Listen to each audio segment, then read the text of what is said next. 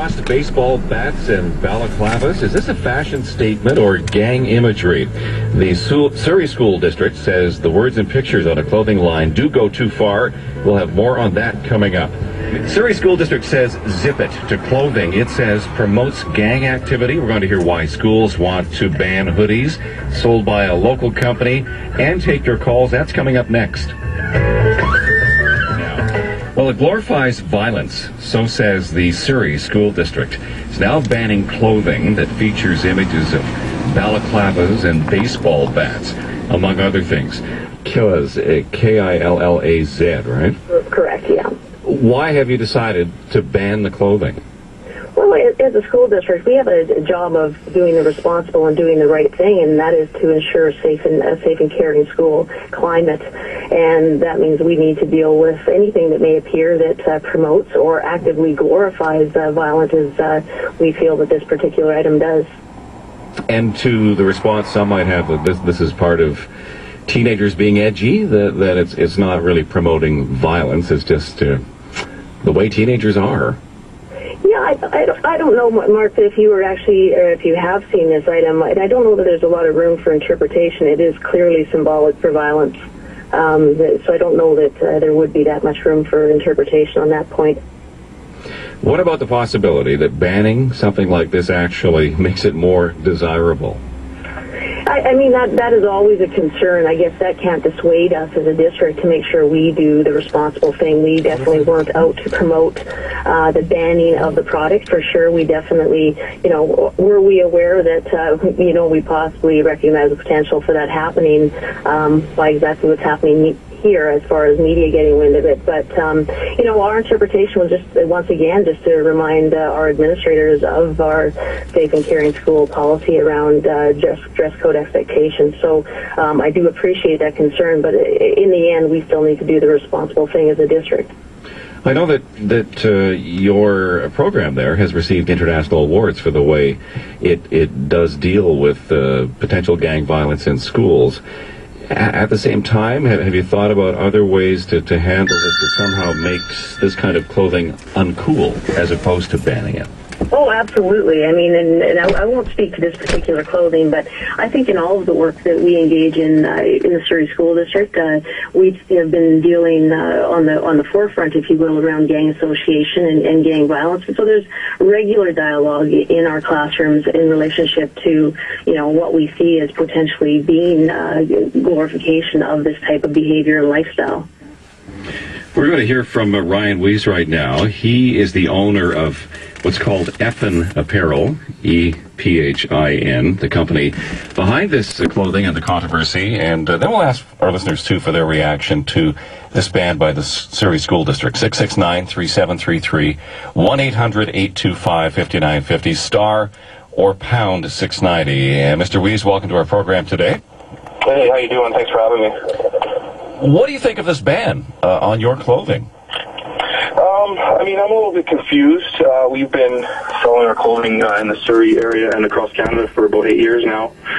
This is just happens to be one of the logos that our company has put out. Actually, one of the companies that we've cross-promoted with to put some clothing out. I'm a little confused. I mean, we've been working with the school system. I'm the product of the Surrey school system for Fleetwood Park Secondary and Grad 2000. So we've been working with the schools for a few years, done some fashion shows with them, and tried to extend our hand as much as we can to the community as far as working with schools and the youth. And I'm a little confused. I mean, I can see some of the points, but we absolutely are not gang affiliated, and we are absolutely not promoting violence. So, it's just a logo, and it's a little confusing. So.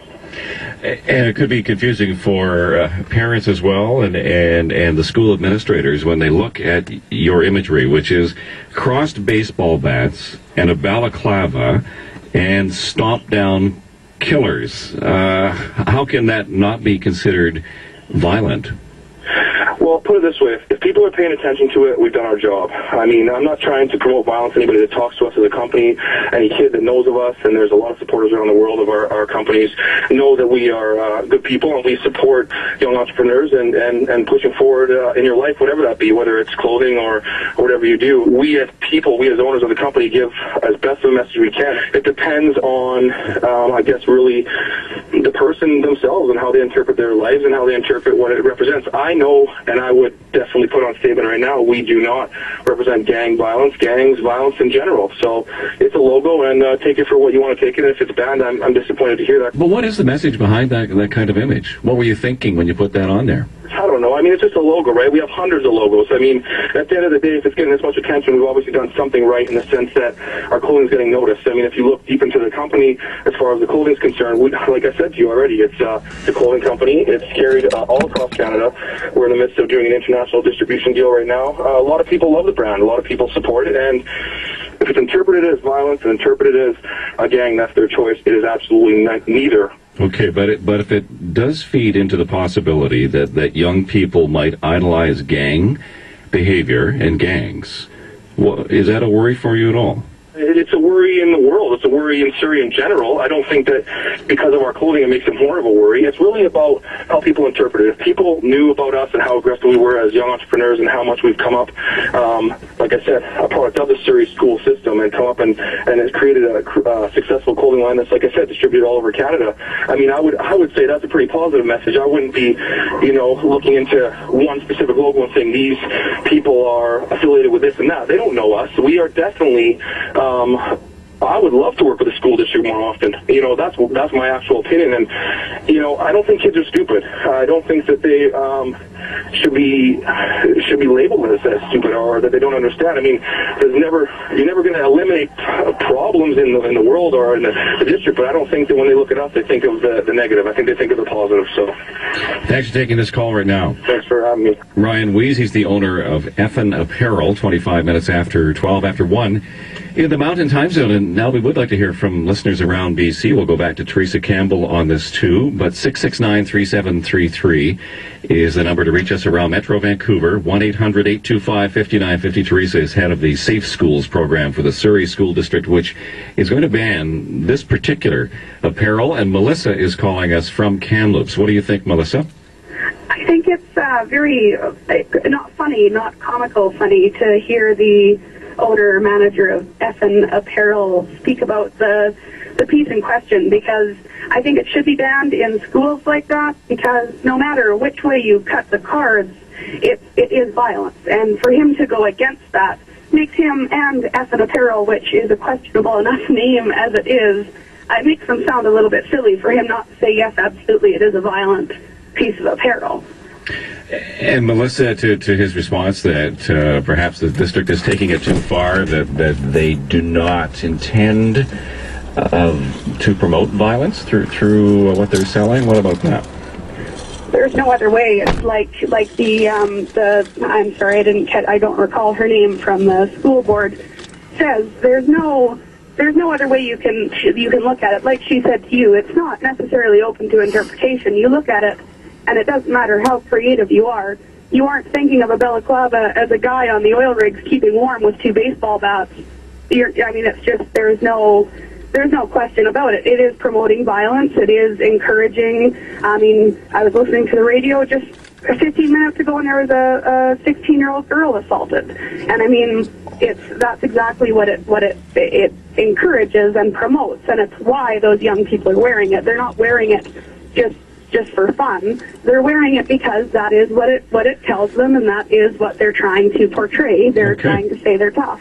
Melissa, I appreciate hearing from you. We're going to go to Sharon in Arrington and then back to Teresa. Sharon, go ahead.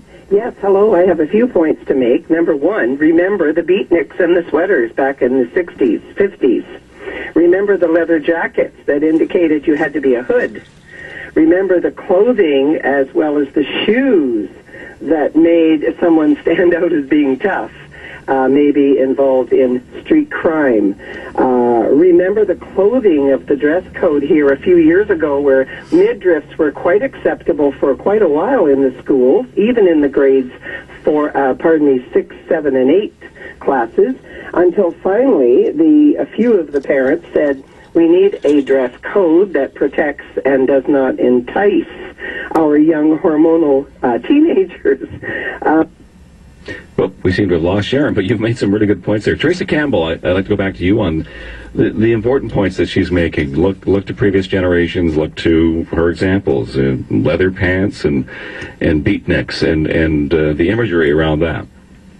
Yeah, I mean, I can't speak to those years as I wasn't in school in those years. But I think at the end of the day, it comes back to school districts and all public agencies essentially need to have certain standards that are expected, and we have to ensure that those standards within our schools are those of which that ensure safe and caring school places.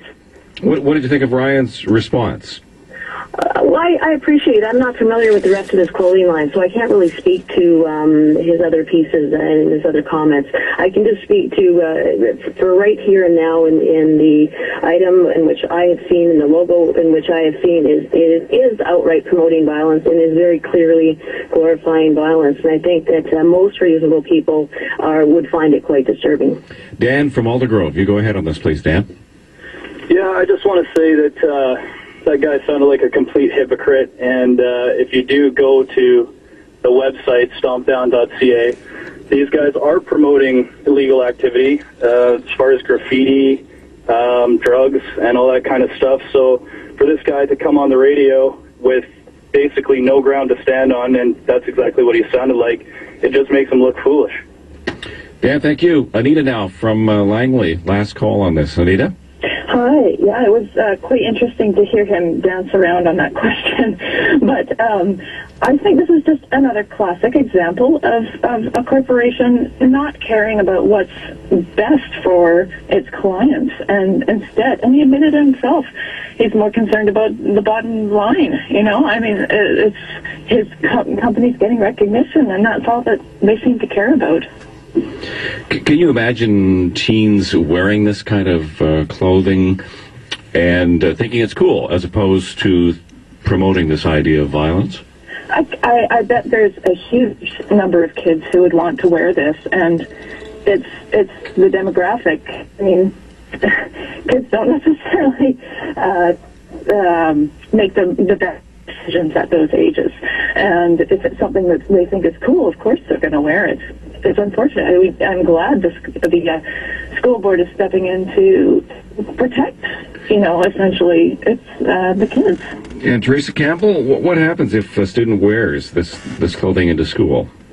Well, at this point in time, students have complied. We kindly ask them to change it or, cover it up, and sometimes we have other means to assist them with that. And at this point in time, kids have been compliant with that, and for the most part, parents have been extremely supportive once they have been made aware. Thanks for talking to us about this right now. Thanks for having me, Mark. That's Teresa Campbell. She is head of the Safe Schools program for the Surrey School District. Stomp down killers. How can that not be considered violent